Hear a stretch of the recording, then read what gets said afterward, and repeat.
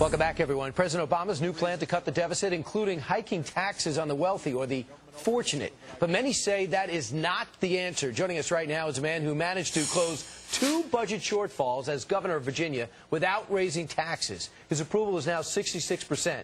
He's the vice chairman of the Republican Governors Association. Virginia Governor Bob McDonnell is in studio. Governor, great to see you. Thanks, Brian. Good to be here. So first off, the president says that one thing we have to do is get the fortunate to pay more.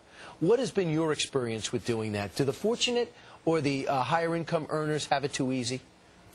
Well, you know, I think we ought to be celebrating achievement and accomplishment and success. I mean, that's the American dream story. Not saying because you've succeeded in America, we should tax you and punish you more. These are the people that create jobs, Brian. These are the entrepreneurs. So I think that's the wrong policy. And I think from Kennedy to Reagan to what Republican governors are doing today, you see just the opposite. I mean, we cut our spending back to 2006 levels in Virginia. We made tough choices, cutting education and health care, and 6 months later we had a $403 million surplus. We're going to have another one this year, and I think that's the formula. People understand now that they're cutting in their personal life in short-term pain for a long-term gain, and prosperity is the way to go. Well, you have Governor Cuomo too, not a Republican, but he just looked. You said to me, hey, Brian, it's not party, it's math. It's math. And that's what he's done. So he balanced the budget, too, because you guys have to. Now, under Ryan's plan, he's going to give Governor McDonnell, if he gets his way, a block grant and said, pay your Medicaid bill. Yes. What would that do for you?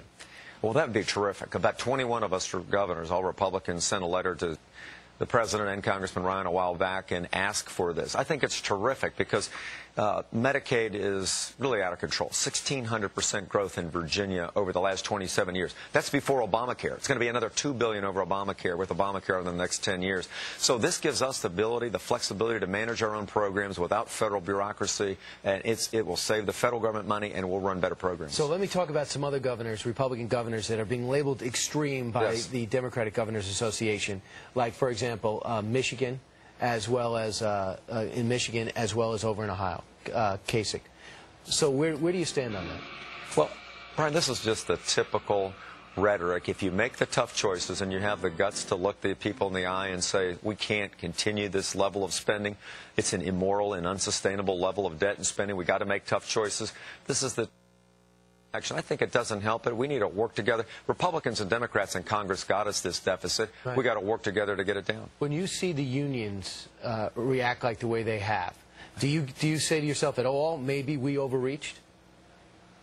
No, I don't think so. I mean, Virginia's a right-to-work state. We've, for 20 years, have had not had collective talking about Ohio and Michigan specifically, and rather. No, well, you know, Wisconsin had a $3.7 billion budget deficit, about the same as what I had in Virginia. And I think the governor looked at the situation there, Scott Walker, and said, look, for the long-term competitiveness of Wisconsin, we've got to be able to rein in the unpredictable growth and benefits from collective bargaining down the road, and we've got to make the tough cuts. So I supported what Scott did, and I think long-term he'll see jobs come back, and the people will support what he's doing. When you got elected along with Scott Brown, it was supposed to send a message to the president that things aren't going well. Did you feel extra pressure to perform knowing the whole country was watching, and as well as your party? Well, not because of the national stuff. I felt because we said this is what we're going to do. We're going to balance the budget, not raise taxes, and focus like a laser on job creation, economic development, tear down the barriers to entrepreneurship and capital formation and job creation.